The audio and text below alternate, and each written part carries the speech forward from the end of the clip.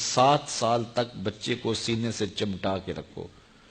7 سال سے لے کر 14 سال تک بچے کو غلام بنا کے رکھو.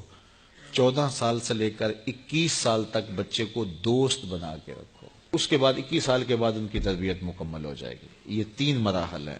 پہلے 7 سال گود میں اٹھا کے رکھو.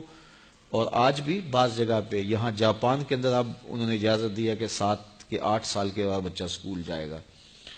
پہلے 10 سال تک غالباً ان کا تھا. 10 سال تک وہ اسکول نہیں جانے دیتے تھے بچے کو کہ ماں ہی تربیت کرے. سب سے بہتر تربیت کی درس گاہ، آماج گاہ یہی ہے ماں کی آغوش.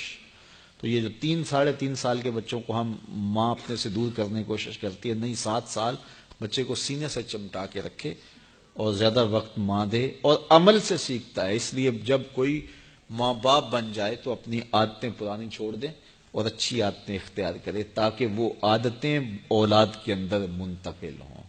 الوالد سر لابیہ، عمومی قاعدہ یہ ہے کہ والدین کا عکس ہوتی ہے اولاد، والدین کا راز ہوتی ہے اولاد. بہت سارے لوگ آتے ہیں ہمارے پاس، جناب یہ ہمارے بچوں کو کوئی تعویذ دے دو، کوئی ان کے لیے دم کر دو، ان کو اپنا مرید بنا لو، ان کو اپنے پاس رکھ لو، ان کو اپنی صحبت میں رکھو.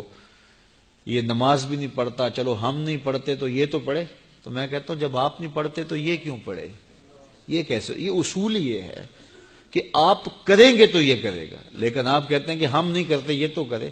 ایک چور بھی چاہتا ہے کہ میرا بیٹا ولی ہو. جس طرح آپ ماحول فراہم کریں گے اس طرح کا جو ہے وہ عکس آپ کا اولاد ہوگی. حضور نے فرمایا ہر پیدا ہونے والا بچہ فطرت اسلام پہ پیدا ہوتا ہے، فطرت سلیمہ پہ پیدا ہوتا ہے.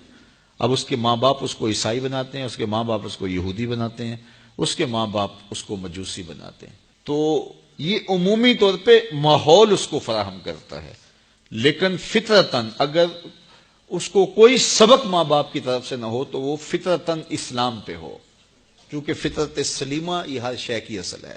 ہر انسان پیدا ہوتا ہے تو فطرت سلیمہ میں پیدا ہوتا ہے. تو اچھے والدین اچھی تربیت کی ضمانت ہے. تو جب کوئی کسی شخص کی شادی ہو جائے تو شادی سے ویسے بھی دین کی تکمیل ہو جاتی ہے، تو پھر اپنی عادات کو بھی بہتر کرے، اور تاکہ آنے والی اولاد نے اس کے عمل سے سیکھنا ہے، اس کے رویے سے سیکھنا ہے، اس کے طرز زندگی سے سیکھنا ہے. تو ہمارا سب سے قیمتی سرمایہ ہماری اولاد ہے. بعض اوقات ہم جو ہے وہ سارا دن اپنے کاروبار کو دیتے ہیں، دیگر امور میں دیتے ہیں، اولاد کو وقت نہیں دیتے.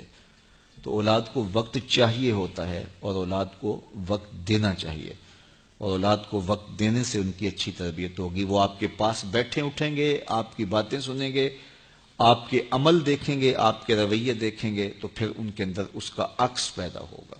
آپ کی روایات ان کے اندر منتقل ہوں گی، آپ کی عادات ان کے اندر منتقل ہوں گی، آپ کے اخلاق ان کے اندر منتقل ہوں گے.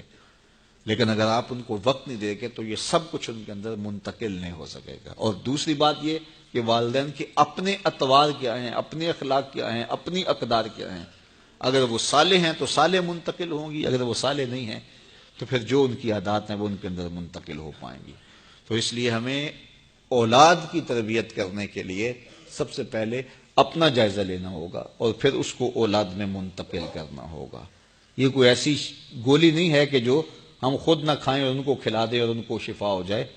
یہ گولی ہمیں خود بھی کھانی پڑے گی، پھر ان کو کھلانی پڑے گی.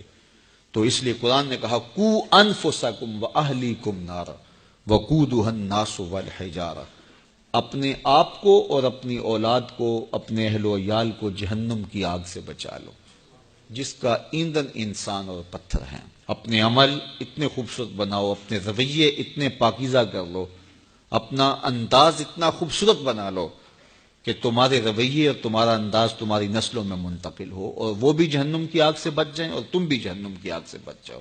لیکن اگر تمہارے رویے خوبصورت نہ ہوئے، عمل خوبصورت نہ ہو